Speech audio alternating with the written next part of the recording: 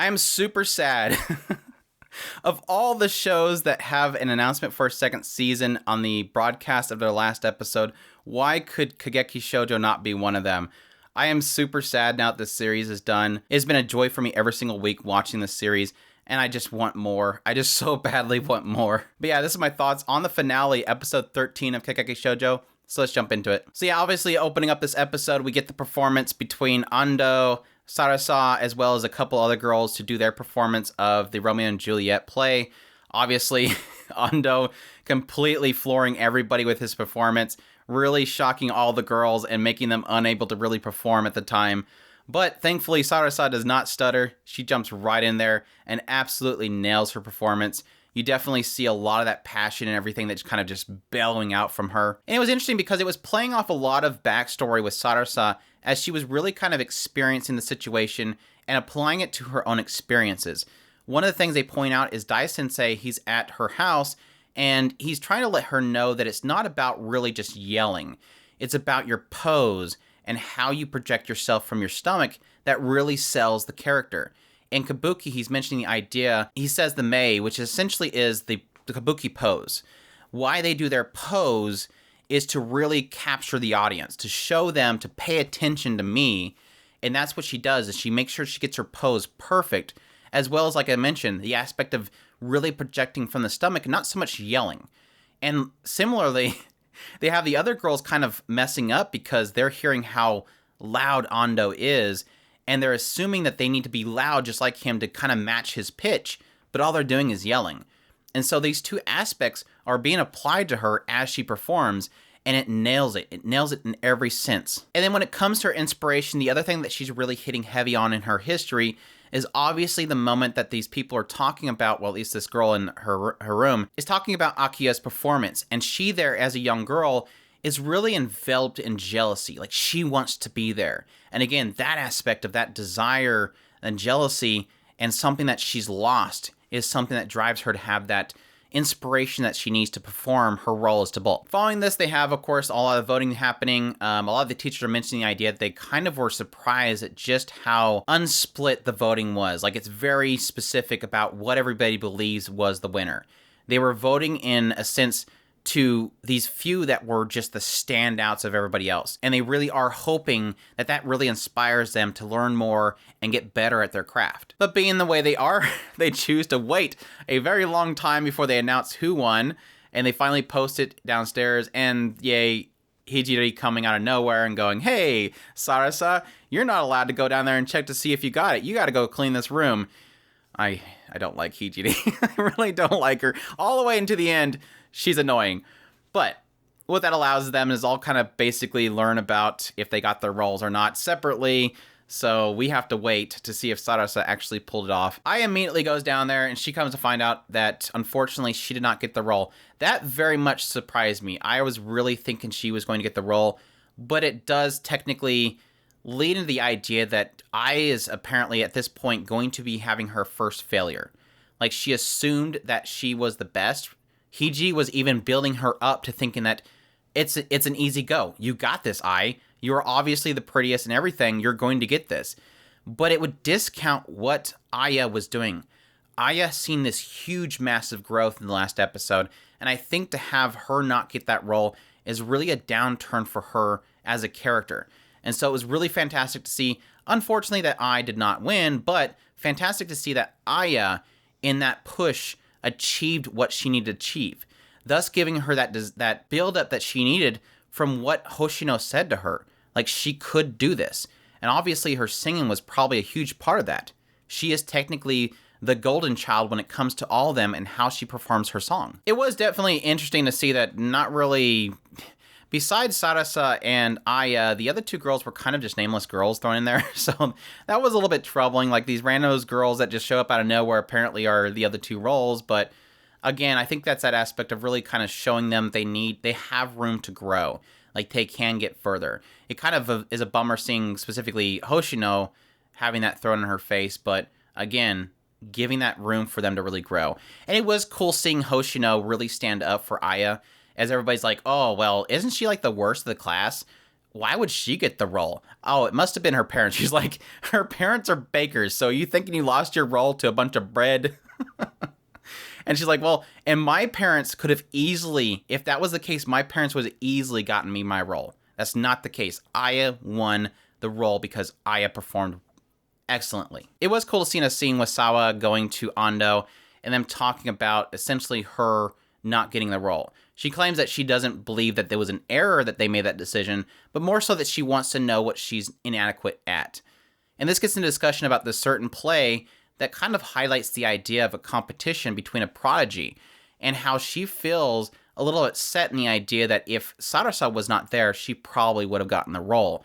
And she kind of doesn't like that. She doesn't like the fact that she feels that way, but that's the way that she feels. He does note that he's kind of happy that she's not crying because he's dealt with plenty of girls coming in there after the announcement, crying and wanting to know what they failed at.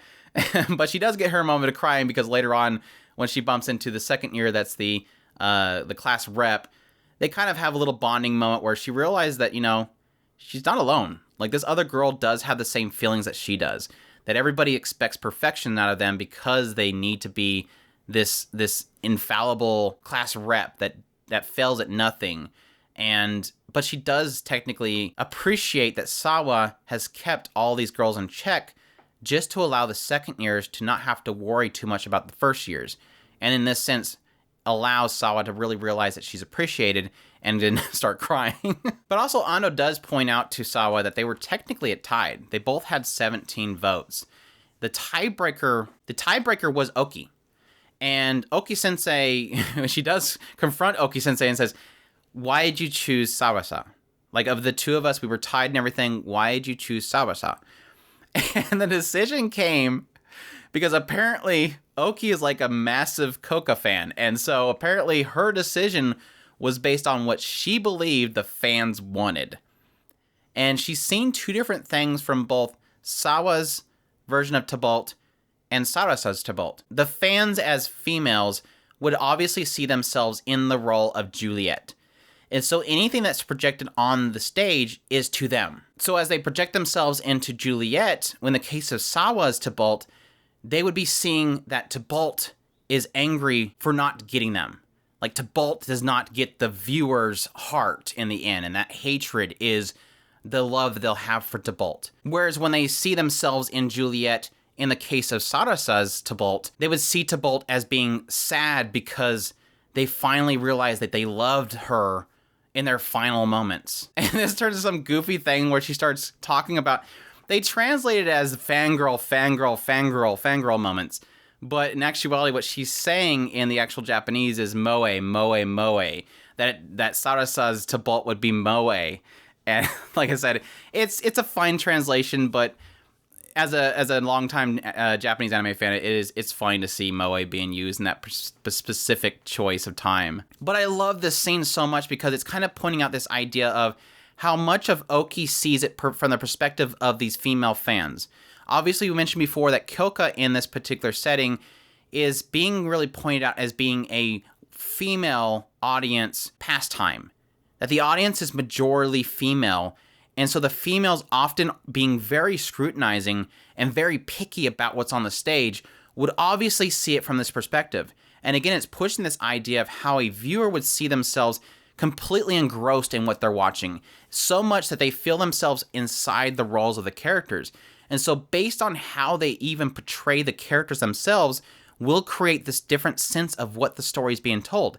Again, with Sawa being this idea of the anger of not being chosen and how appealing that is, even still, but how Sarasa would make it more appealing to them because they would see this last outcry of love. Finishing off the episode, they have a photo. Obviously, they are going to be completing their first year, and so they're going to have this photo shoot to really kind of make a poster and sell the next year's, the first years that are coming in as an advertisement.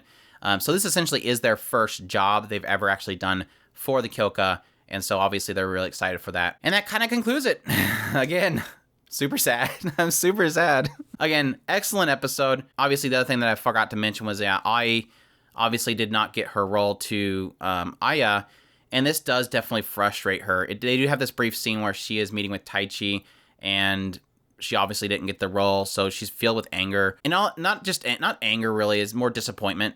She says she's very disappointed in herself that she didn't pull that off. Again, that it is going to obviously leave her open to be able to succeed. She does end up seeing Sarasa, as she does see that she got the role as Tybalt, and how Sarasa doesn't really see it in joy like she was expecting. I can see her when she got accepted into the school, she was excited. And when she sees her name on the board, she doesn't get excited. She just kind of sits there and revels in it and looks at her name. Almost like she almost can't believe it herself. But yeah, overall, fantastic conclusion.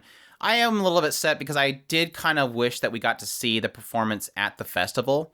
But I don't really necessarily think it's necessary, just because we did see their performance when they were doing their actual auditions. But like I said, it's got me really excited for another season. I hope this gets another season. I unfortunately don't see it getting a second season, just because slice of life, especially shoujo slice of life, doesn't really get the legs that shonens and other shows get, action shows. So I'm kind of depressed, and I'm kind of setting my expectations low on this getting a second season. But I would definitely love more. Like I said, I absolutely love this series, and I think it's one of the best shows of this season, hands down. Every episode was fantastic. So much, the way that it handled so many subjects, very respectful of certain subjects, such as purging and underage abuse, all this kind of stuff that really did set the show aside from many other shows, especially Slice of Lives. Every episode just really had me going. I was rooting for the characters. So many great points. I'll cover more of this when I do my review of the series, but just sad to see it go. I really am. But I hope you guys enjoyed my impressions of the finale, episode 13 of Kageki Shojo. I thank you all for joining me every single week as I covered this show. It's been a great ride, and I've definitely been enjoying reading your guys' comments. Definitely let me know down below what you thought of the finale, and if you're hoping for a second season. As always, subscribe if you haven't already. Share this video if you can. Hit that like button to help us out. Support us on Patreon if you can. We definitely appreciate everybody that does. And definitely join me as we get into the next season. I'll be doing reviews of all the shows this season, first impressions of the next season. We do live streams as well. And I hope you guys will join us for that. And y'all take care.